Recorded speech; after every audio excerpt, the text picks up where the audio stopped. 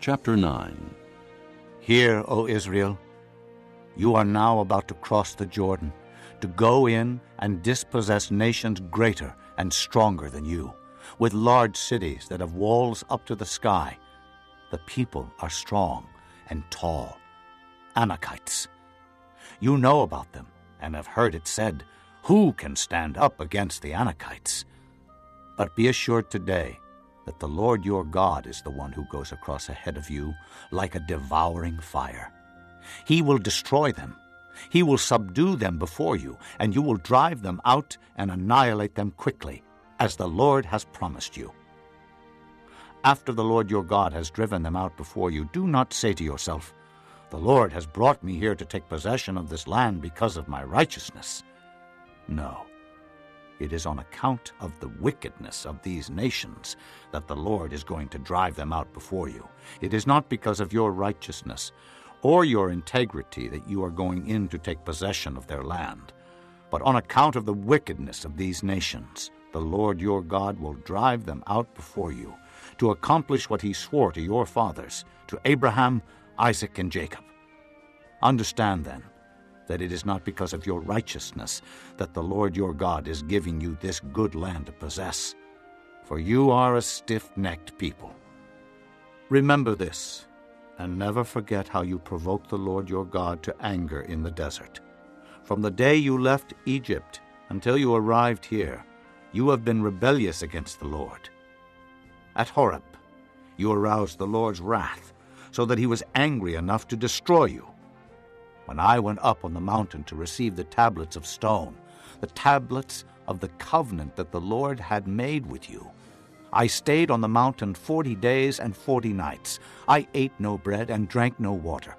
The Lord gave me 2 stone tablets inscribed by the finger of God. On them were all the commandments the Lord proclaimed to you on the mountain out of the fire on the day of the assembly. At the end of the 40 days and 40 nights, the Lord gave me the 2 stone tablets, the tablets of the covenant.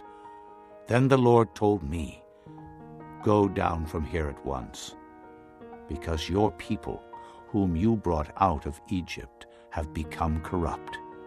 They have turned away quickly from what I commanded them, and have made a cast idol for themselves."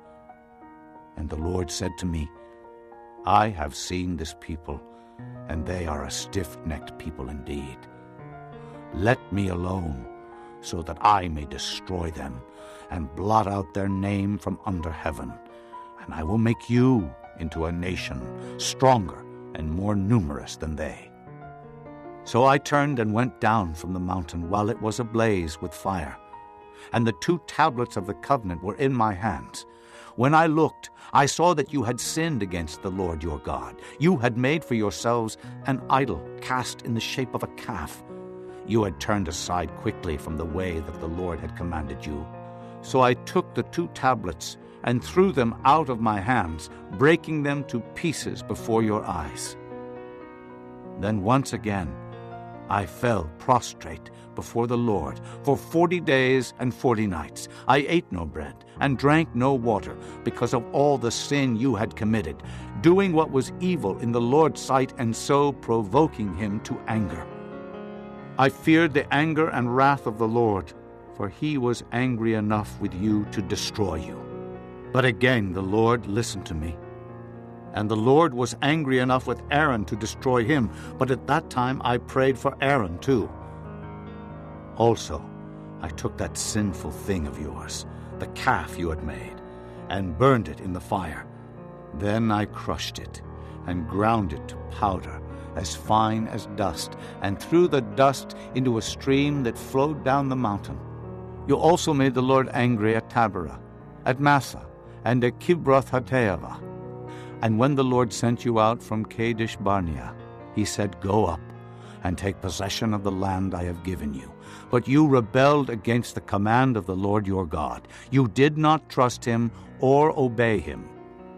You have been rebellious against the Lord ever since I have known you.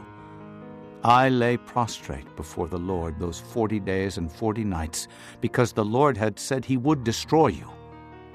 I prayed to the Lord and said, "O sovereign Lord, Do not destroy your people, your own inheritance that you redeemed by your great power and brought out of Egypt with a mighty hand.